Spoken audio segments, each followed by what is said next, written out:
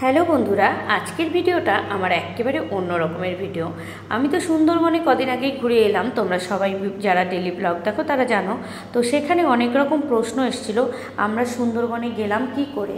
আর সব থেকে ডিমান্ডিং প্রশ্ন সেটা হলো, তোমরা যে এত খাওয়া দাওয়া করছো সুন্দরবনে গিয়ে, সেগুলি কি সমস্ত নিজের পয়সায় খরচা করে?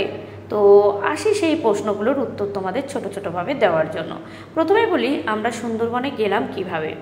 প্রথমে আমরা কিন্তু সুন্দরবনে গেছিলাম এজেন্সি বুক করে। কিছুদিন আগে, মোটামুটি সুন্দরবনে যাওয়ার 1 থেকে 1.5 মাস আগে আমাদের একজন বলেছিল যে তারাও সুন্দরবন থেকে ঘুরে এসছে আর তাদের কাছে একটা এজেন্সি নাম্বার আছে, সেখান থেকে খুব ভালো পরিষেবা পেয়েছে তারা। তো তখন আমরা বললাম যে ঠিক আছে আমাদেরকে দিন, তাহলে আমরা যোগাযোগ করে যাব। তারপরে আমরা যোগাযোগ করেছিলাম। তো ওনারা তখন বলেছিল আমরা কি টাইপের রুম নেব, এসি না নন এসি এরকম টাইপের। তো আমরা ওখানকার ওয়েদার সম্পর্কে জানতে চাই। বলে যে এখানে মোটামুটি ওয়েদার ভালোই থাকে, সারাদিন গরম থাকলেও সন্ধ্যেবেলার দিকে ওয়েদার মোটামুটি হালকা পাতলা ঠান্ডা হয়ে যায়।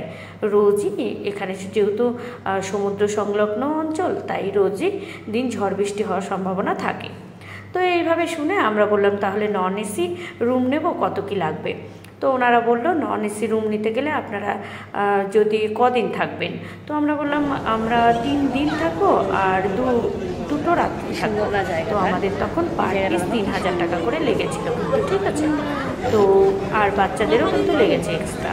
5 বছরের নিচে যে সমস্ত বাচ্চা ছিল তাদের কিন্তু টাকা লাগেনি, 5 বছরের উপরে যারা তাদের কিন্তু টাকা দিতে হয়েছিল। এইভাবে আমরা ট্যুর এজেন্সি বুক করে সেখানে গেছিলাম। এইবারে চলে আসে খাওয়া দাওয়া। তোমাদের অনেকেরই প্রশ্ন যে খাওয়া দাওয়ার জন্য কি এক্সট্রা বেয়ার করতে হয়েছিল? না, সত্যি কথা বলতে খাওয়া দাওয়ার জন্য কোনো রকম আমাদের এক্সট্রা বেয়ার করতে হয়নি। ওনারা ওই যে 3,000 টাকা নিয়েছিল পার পিস, মানে একজনের জন্য, সেই 3,000 টাকার মধ্যেই আমাদের থাকা খাওয়া সম্পূর্ণ কিন্তু হয়ে গেছিল। প্রায় ধরো আমাদের 3 জনের 10,000 টাকার মতো লেগেছিল।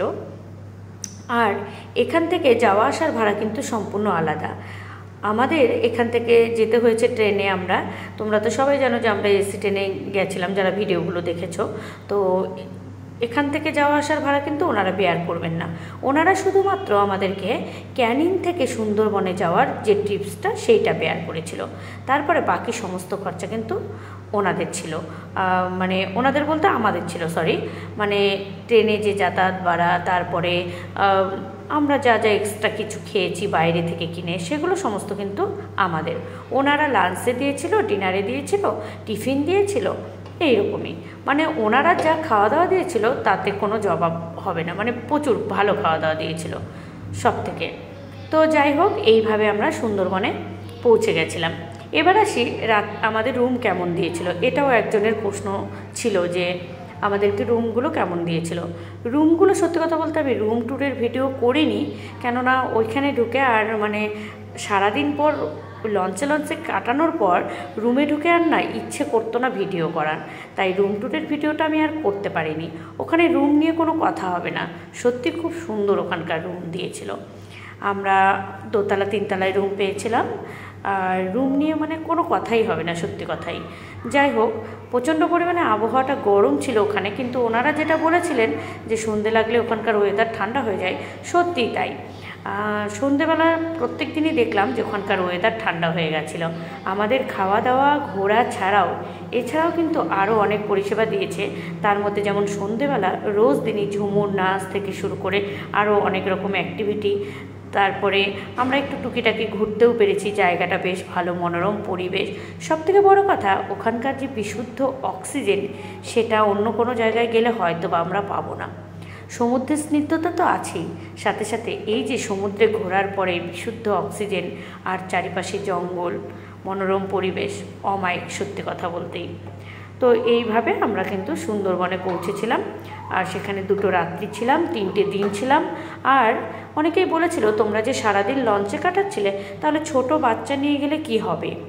না না, চিন্তার কোনো কারণ নেই, কারণ লঞ্চেও কিন্তু আমাদের ওপর দিকে বসে কাটানো যাবে, আবার নিচের দিকটা লঞ্চের ভেতরে যেখানে রান্নাবান্না হচ্ছিল, রান্নাঘর ছিল ভিতরের দিকে, তার বাইরের দিকটা ছিল বড় একটা বাউন্ডারি, সেখানে কিন্তু চৌকি পাতা ছিল, আর নিজের নিজের ব্যবস্থা করে নেওয়া যেত সেখানে, মানে শোয়ার ব্যবস্থা এক কথায়।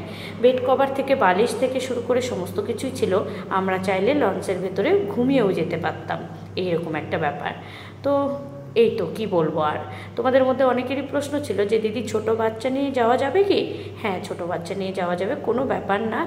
আর যেহেতু ওখানে পরিষেবা খুবই ভালো, ছোট বাচ্চাদেরকে খাওয়া দাওয়ার জন্য আলাদা করে স্পেশালভাবে সমস্ত কিছু ট্রিট দেওয়া, এমনকি অনেকেই ছিল, আমরা যে সময় গেছিলাম সেই সময় ছিল নীল পুজোর প্রচলন, তো নীল পুজো হচ্ছিল বলে অনেকেই নিরামিষ খাচ্ছিল, তাদের জন্যও কিন্তু আলাদা পরিষেবার ব্যবস্থা ছিল।